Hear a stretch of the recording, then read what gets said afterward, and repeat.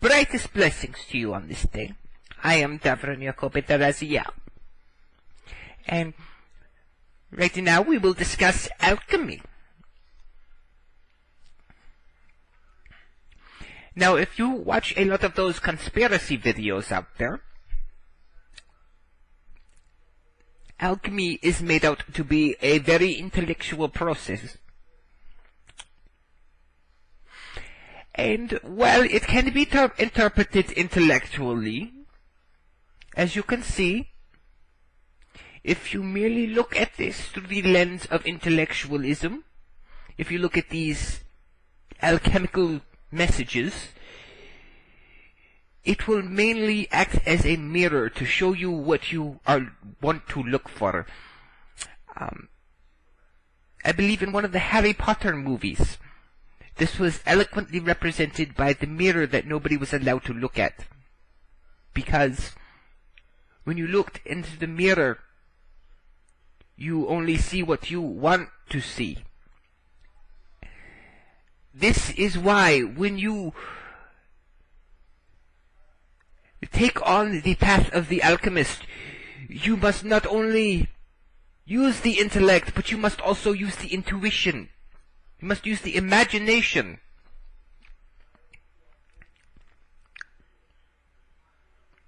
This is not a purely what you would call academic discipline.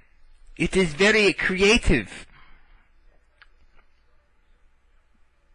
When you open up the intuition in this practice, you begin to see more correlations rather than just what you would like to see, what the academics would only see.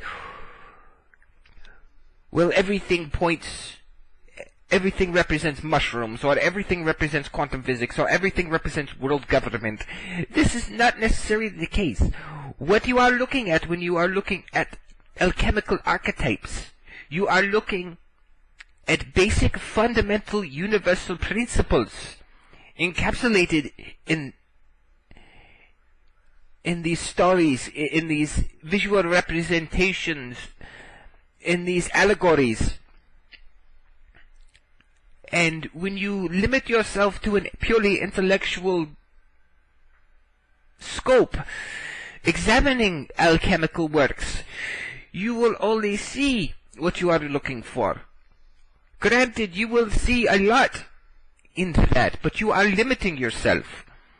You will see that there is stuff from quantum physics. You will see that there is stuff from hallucinogens. We do not necessarily condone nor condemn their use. We are just merely stating that some people have seen this in certain alchemical works, and this is valid. There is no judgment. However, when you look at it from an intuitive and intellectual standpoint, you begin to see the underlying patterns of the universe. So do not limit yourself necessarily to the academic study of the mysteries. Be creative about it. If you start being creative about it, you begin to see these patterns everywhere in life. Because that is the nature of life. Life is fractal. It is not limited to numbers and measure. It is dynamic. And these processes repeat everywhere on grander scales, on smaller scales. It goes everywhere. You can look at alchemical fractal patterns in television, in cartoons, in anime, in stories, in real life, in the way people socialize with you. It is dynamic. It is not merely it is not merely a process of encoding scientific information or pharmaceutical information or political information. These things, the reason why academics see these patterns in there is because they are related to a underlying universal cosmic fractal pattern in the universe. So consider that imagination is just as important as the intellectual pursuits. In fact, some might say it is more important that a great deal, greater than 50%, perhaps 66% of alchemy is imagination and not intellectualism. But most people are afraid to go that route because they are afraid that they will be discredited, that the system will frown down on them. It is not a scientific study. But the problem with scientific studies is that it limits itself to the intellect and not the imagination.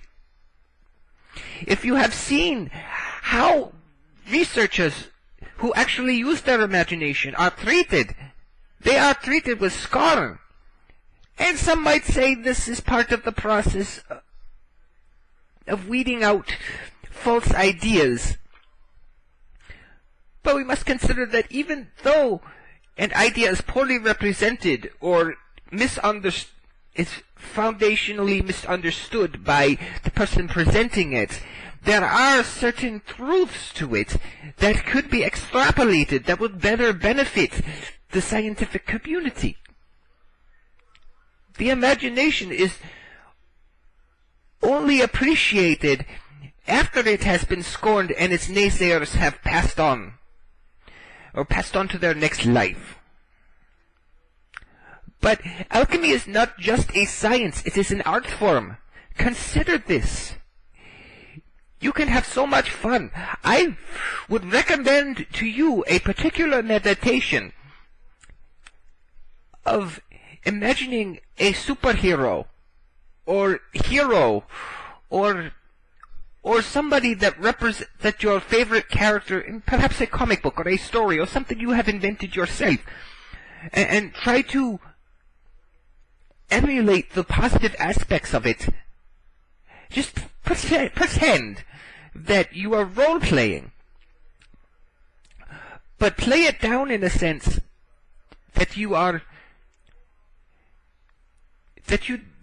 obviously you have made certain agreements in your collective consciousness that you cannot proceed to simply levitate or shoot the laser beams out of your eyes. That is fine. Consider the personal concepts, the way they act or the way they approach problems, and try to imagine yourself that way. Even play it a bit through your experience. You don't necessarily have to go to people and say, hey, I'm this superhero or I'm that hero. Look at me. You could just live that for a little bit and allow those positive aspects of that character to change you, to change your vibration, to raise your vibration. And you will find that this is a great way to help facilitate change within you. That is not something that you have to bang the hammer at your mind to discipline yourself at. It is rather fun. I am Davrine, your Kobe. Brightest blessings to you, and may love carry you on the wings of ascension.